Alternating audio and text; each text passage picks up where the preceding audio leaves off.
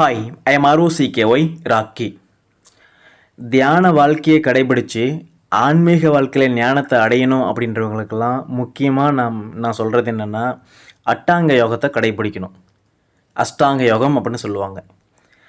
இந்த அஷ்டாங்க யோகம்னா என்ன அப்படின்றத நம்ம நம்ம நம்ம சேனலில் ரொம்ப தெளிவாக நம்ம பேசியிருக்கிறோம். அதை பார்த்தீங்கன்னா உங்களுக்கு கிளியராக உங்களுக்கு புரியும். இதில் 8 படிநிலைகள் இருக்குது. இயமம், நியமம், ஆசனம், பிராணாயாமம், பிரத்யாகாரம், தாரணை, தியானம். இந்த தியானம் நமக்கு கைக்குடி வரும்போது எனக்கு கிடைக்கிறது சமாதி. இந்த சமாதின்றது கடைசி நிலை. ஓகேங்களா? இப்போ நாம் பார்க்க போகிறது இந்த சமாதி தான். இந்த சமாதினா என்ன, அதை எப்படி பயில்றது, அது மூலமாக நமக்கு என்ன கிடைக்கும், அந்த சமாதி நிலையை எப்படி அடையிறது, இதெல்லாம் தான் நம்ம பேச போகிறோம். ரொம்ப முக்கியமான வீடியோ. இதை நீங்கள் ஃபுல்லாக கேட்டே ஆகணும். இது என்னுடைய வேண்டுகோள். இப்போ சமாதின்னா என்ன அப்படின்னு பார்த்தோம்னா, இந்த பிரபஞ்சம் உருவாகும் போது ஆதியில் ஒரு இறைவன் இருந்திருப்பான் இல்லையா, இந்த பிரபஞ்சத்தை படைத்தவன் யாரோ அவங்கிட்ட நம்ம ஒன்றா கலக்கிறது. இதை நம்ம சமாதின்னு சொல்லலாம். இப்போ உங்களுக்கு புரிகிற மாதிரி சொல்லணும் அப்படின்னா, நம்மளுடைய உடம்பும் நம்மளுடைய உயிரும் இறைவனோட கலக்கிறது, அல்லது இந்த இயற்கையோட கலந்து போகிறது. எண்ணங்கள் இல்லாமல், செயல்கள் இல்லாமல், தன்னிலையில் தானே கலந்துருக்கிறது. ஓகேவா? இதுக்கு நீங்கள் காலம்லாம் பார்க்கக்கூடாது. அது நைட்டாக இருந்தாலும் சரி, பகலாக இருந்தாலும் சரி, எந்த காலமாக இருந்தாலும் சரி, உடனே தியானத்தில் உட்காந்துடணும். அப்படி நீங்கள் தியானத்தில் உட்காந்து இந்த பயிற்சியை பண்ணும்போது, தியான பயிற்சியை பண்ணும்போது உங்களுடைய எண்ணம் உங்களுடைய மனசில் ஒடுங்கும். உங்களுடைய மனம் உங்களுடைய ஜீவனில் ஒடுங்கும். அப்படி உங்களுடைய மனம் ஜீவனில் ஒடுங்கும்போது உங்களுடைய ஜீவன் சிவமாக மாறிடும். இதை தான் நம்ம சமாதின்னு சொல்கிறோம். உங்களுக்கு தெளிவாக புரிஞ்சிருக்குன்னு நினைக்கிறேன். இதை தான் சிவவாக்கியர் என்ன சொல்கிறாருன்னு அவருடைய பாட்டில், வேணுமென்று வீசர் பாதம் மெய்யுளே தரிப்பீரே, தாணுவாக நின்ற ஜீவன்தான் சிவமாகுமே அப்படின்னு சொல்கிறாரு. நீங்கள் தியானத்தில், அதாவது கால நேரம்லாம் பார்க்காம தியானத்தில் உட்காந்து சமாதி நிலையை கை கூடிட்டிங்கன்னா, அதாவது உங்களுக்கு கைக்கூடி வந்துருச்சுன்னா உங்களுக்கு அஷ்டமா சித்துக்கள் அப்படின்றது உங்களுக்கு கிடைக்கும். இது சித்தர்களுக்கு கிடைச்ச ஒரு கை கண்ட முறை. இது இதில் மாற்றுக்கிறதே கிடையாது. ஒரு அட்டமா சித்துக்கள் அப்படின்றது சித்தர்களுக்கு கிடைச்ச ஒரு மிகப்பெரிய ஒரு அதிசயம் அப்படின்னு சொல்லலாம். இந்த அட்டமா சித்துக்களில் உங்களுக்கு என்னென்ன இருக்குன்னு அப்படின்னா, அனிமா அப்படின்னு சொல்லுவாங்க. ஃபஸ்ட்டு அனிமான்னா ஒரு அணு இது இல்லையா, ஒரு அணு எவ்வளோ சைஸாக இருக்கும், ரொம்ப சின்னதாக இருக்கும். நம்ம ரொம்ப சின்னதாக நம்ம அணு மாதிரி நம்மளால் சுருங்க முடியும். இதை அனிமான்னு சொல்லுவோம். அடுத்தது மகிமான்னு ஒரு நிலை இருக்குது. இந்த மகிமான்னா நம்ம உடலை நாம் பெருசாக மாற்றிக்கிறது. மலை எப்படி இருக்குதோ அந்த மலை மாதிரி பெருசாக மலை மாதிரி ஆகிடலாம். இது கைக்குடி கிடைக்கும். அதே மாதிரி கரிமா அப்படின்ற ஒரு நிலை உங்களுக்கு கிடைக்கும். அதாவது கரிமான்னா உங்களுடைய உடம்ப அதிகமான கனமாக மாற்றுறது, எடையாக மாற்றுறது. லகிமா அப்படின்ற ஒரு நிலை உங்களுக்கு கை கொடுத்துச்சுன்னா உங்களுடைய உடம்ப பஞ்சு போல் லேசாக மாற்றி நம்ம காற்றுல அப்படியே மிதக்கலாம், காற்றுல பறக்கலாம். இதுதான் லகிமா முறை அப்படின்றது. உங்களுக்கு பிராப்தி அப்படின்றது கை கொடுத்துச்சுன்னா எல்லா பொருளையும் நாம் கொடுக்கலாம். எந்த பொருளை நம்ம நினைக்கிறோமோ அது நமக்கு கிடைக்கும். நம்ம உடனே நமக்கு கைக்கு கிடைக்கும். இதுதான் பிராப்தி அப்படின்றது. அதே மாதிரி பிரகாமியம் அப்படின்ற ஒரு நிலை இருக்குது. அந்த பிரகாமியம் அப்படின்றது உங்களுக்கு கை கூடிடுச்சுன்னா உங்கள் விருப்பம் போல் நீங்கள் தடையில்லாமல் எல்லா இடங்களுக்கும் எல்லா இன்பங்களையும் நீங்கள் பெறலாம். ரைட்டுங்களா? அதே மாதிரி ஈசத்துவம் அப்படின்ற ஒரு நிலை உங்களுக்கு கை கூடிடுச்சுன்னா இந்த உலகத்தில் இருக்கிற தத்துவங்களை இந்த உலகத்தில் நடக்கிற செயல்களை உங்களுடைய விருப்பப்படி மாற்ற முடியும். உங்களுக்கு விருப்பமாக ஒரு நிகழ்வு ஒன்று நடக்குது அப்படின்னா உங்களுக்கு ஒரு ஃபேவராக ஆகிற மாதிரி அந்த நிகழ்வை மாற்ற முடியும். இதுதான் ஈசத்துவம் அப்படின்றது. அதே மாதிரி வசித்துவம் அப்படின்ற ஒரு நிலை இருக்குது. அது உங்களுக்கு கை கொடுச்சுன்னா தத்துவங்களில் கலந்துருக்கிறது, இந்த உலக நிலைகளில் கலந்துருக்கிறது, எல்லா இடத்துலையும் உங்களுக்கு உலக நிலைகளில் நீங்கள் கலந்துருக்கலாம்.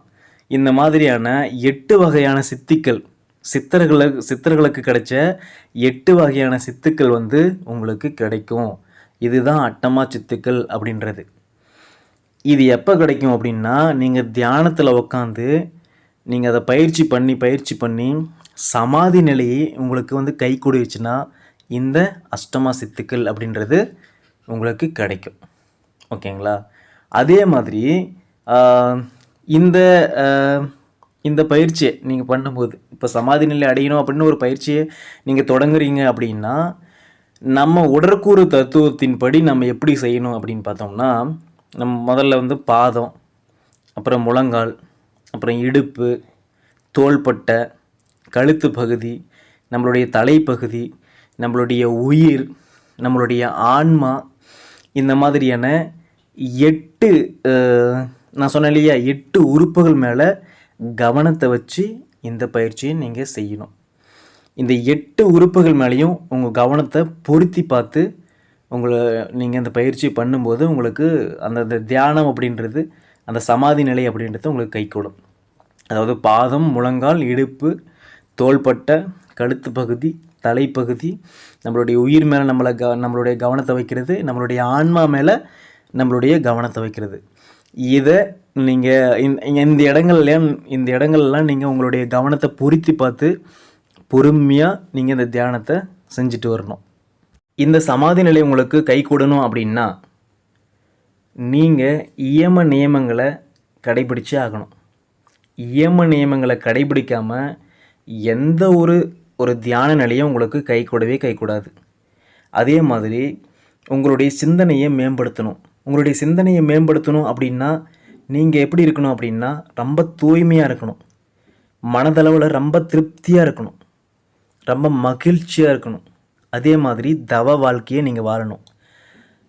அதே மாதிரி தத்துவ நூல்கள் இருக்குது இல்லையா, நம்மளுடைய புராணங்கள், உபநிடதங்கள், வேதங்கள், ராமாயணம், மகாபாரதம், இந்த மாதிரியான ஆன்மீக நூல்களையும் தத்துவ நூல்களையும் நீங்கள் படித்து அதை கற்றுக்கிட்டு உங்களுடைய சிந்தனையை மேம்படுத்தணும்.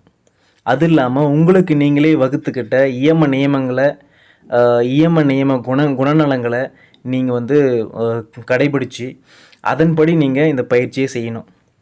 இதெல்லாம் செய்யணும் அப்படின்னா உங்களுக்கு உறுதியான மனநிலை வேணும், ஒரு விடாமுயற்சி அப்படின்றது வேணும், ஒரு பிடிவாத குணம் அப்படின்னு இருக்குது இல்லையா, அந்த ஒரு பிடிவாத குணம். எப்படி ஒரு குழந்தை வந்து தான் நினச்சதை தன்னுடைய அப்பா அம்மா கிட்ட அடம் பிடிச்சி வாங்குதோ, அதே மாதிரி உங்களுடைய ஒழுக்கத்தில் நீங்கள் சரியாக இருந்து இறைவன்கிட்ட நீங்கள் நினச்சதை நீங்கள் அடம் பிடிச்சி வாங்குகிற ஒரு கேரக்டராக நீங்கள் இருக்கணும். அதுக்கு ரொம்ப ஒரு உறுதியான மனநிலை வேணும், ஒரு விடாமுயற்சி அப்படின்றது உங்களுக்கு வேணும். அந்த நியமங்கள் அப்படின்றது இல்லாமல் எந்த ஒரு தியான பயிற்சியுமே உங்களுக்கு கைகூடாது. இதை வந்து திருமூலர் சொல்கிறார், நான் சொல்லலை, திருமூலரும் இதை தான் சொல்கிறாரு. நியமத்தை யார் கடைபிடிக்கிறாங்களோ அவங்க தான் சமாதி நிலை வரைக்கும் போக முடியும். ஓகேங்களா? அந்த சமாதி நிலைக்கு போகிறவங்களால தான் யோக முக்தியை ருசிக்க முடியும், யோக சக்தி நிலைகளை அடைய முடியும். இப்போ இயமத்தில் ஸ்டார்ட் ஆகி நீங்கள் சமாதி வரைக்கும் போகணுன்னா இந்த தியானம் அப்படின்றது ரொம்ப ரொம்ப முக்கியம். இந்த தியானத்தை எப்படி செய்யணும் அப்படின்னா, முன்னாடி நம்ம உடற்கூறு தத்துவத்தின்படி எப்படி பார்த்தோம், நம்ம 8 அங்கங்கள் மேலே பொருத்தி நம்மளுடைய கவனத்தை பொருத்தி இந்த தியானத்தை செய்யும்போது உங்களுக்கு இந்த சமாதி நிலை அப்படின்றது கைகூடும். இந்த தியான நிலையை பயிற்சி பண்ணும்போது தான் எப்படி நீங்கள் உங்கள் வாழ்க்கையை வாழணும் அப்படின்றது தான் இந்த அஷ்டாங்க யோகம் அப்படின்றது. அந்த இயமம், நியமம், பிரத்யாகாரம், தாரணை, பிராணாயாமம், இதெல்லாம் முக்கியமாக நான் உங்களுக்கு சொல்கிறது ஒன்று தான். சமாதி நிலை உங்களுக்கு ஈடேறணும் அப்படின்னா உங்களுடைய நியம ஒழுக்கங்களை அவசியமாக நீங்கள் கடைபிடிக்கணும். நீங்கள் இந்த நியம ஒழுக்கங்களை சரியாக கடைபிடிக்கும்போது பராசக்தி உங்களுடைய முன்னாடி தோன்றுவா. அப்போ அவ வந்து உங்களுடைய முன்னாடி தோன்றும்போது உங்களுடைய அக வளர்ச்சியும் உங்களுடைய அக மாற்றங்களும் நிகழும். எந்த ஒரு இலக்கையும் அதுக்குரிய செயலை செய்யாமல் அதை அடைய முடியாது.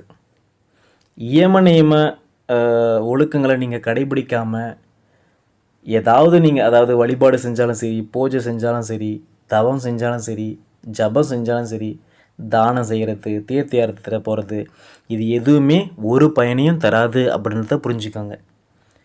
ஆக நாம் சமாதி நிலையை அடையணும் அப்படின்னா, இறைவனோட நாம் கலக்கணும் அப்படின்னா, இல்லைன்னா இயற்கையோட நாம் கலக்கணும் அப்படின்னா, உங்களுக்கு புரிகிற மாதிரி இல்லை ஆதி நிலைக்கு, அதாவது பிரபஞ்சத்தை உருவாக்கின ஒரு சக்தியோடு நாம் ஒன்றா கலக்கணும் அப்படின்னா, நமக்கு அட்டமா சித்துக்கள் கிடைக்கணும் அப்படின்னா, நீங்கள் அஷ்டாங்க யோகத்தை கடைபிடிச்சு உங்களுடைய நியமங்களை கடைபிடிச்சு தியான பயிற்சியை செஞ்சு தியானத்தின் மூலமாக சமாதியை கை கூட வச்சு அஷ்டமா சித்துக்களில் நீங்கள் கைவர பெற்று அதாவது உங்களுடைய அக வளர்ச்சியையும் உங்களுடைய அக மாற்றங்களையும் நிகழ்த்தி ஒரு ஆன்ம ஈடேற்ற நிலைக்கு நீங்கள் போங்க. நான் சொன்னது அதாவது நான் இது ஷார்ட்டாக தான் நான் சொல்லியிருக்கிறேன். இந்த அஷ்டாங்க யோகத்தை பற்றி நம்ம முன்னாடி நிறைய பேசியிருக்கிறோம். நீங்கள் அதை பார்த்தீங்கன்னா தெரியும். அதாவது 8 படிநிலைகளையும் எப்படி நாம் கடைபிடிக்கிறது, 8 படிநிலைகள் அப்படின்னா என்ன, ஒவ்வொன்றுத்துலையும் என்ன சொல்லப்பட்டிருக்குது, அதை நம்மளுடைய வாழ்க்கையில் எப்படி பொருத்தலாம், இப்போ இருக்கிற உலக வாழ்க்கைக்கு தகுந்த மாதிரியான ஒரு நடைமுறையை நாம் வகுத்து எப்படி நடந்து நம்மளுடைய வாழ்க்கையில் ஆன்ம ஈடேற்றம் அடையலாம் அப்படின்றத தெளிவாக பேசியிருக்கிறோம். அந்த வீடியோஸ் நீங்கள் பார்த்தீங்கன்னா தெரியும். நம்ம தெரிஞ்சுக்கிட்டது சமாதி நிலை தான். இந்த சமாதி நிலையை எப்படி அடையலாம், சமாதி நிலைனா என்ன, அதுக்கு நாம் என்ன கடைபிடிக்கணும் அப்படின்றத நம்ம பார்த்தோம். உங்களுடைய வாழ்க்கையில் ஒரு அல்டிமேட் கோலாக இருக்கணும் அப்படின்னா அது இந்த சமாதி நிலையை அடையிறதா தான் இருக்கணும்.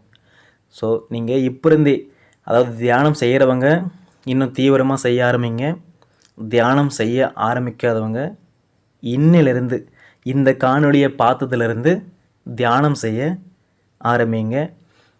ஒழுக்கமான வாழ்க்கையும் தவமான வாழ்க்கையும் வாழ முயற்சி பண்ணுங்கள். நன்றி.